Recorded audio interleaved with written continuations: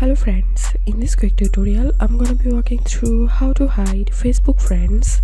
But before getting started this video, make sure to subscribe. How to 1 minute. So if I click on friends, so this is my Facebook friends list, and now I'm going to hide my Facebook friends list. So I'm clicking on settings and privacy,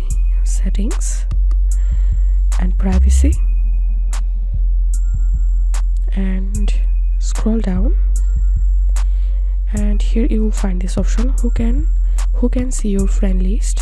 Click on edit,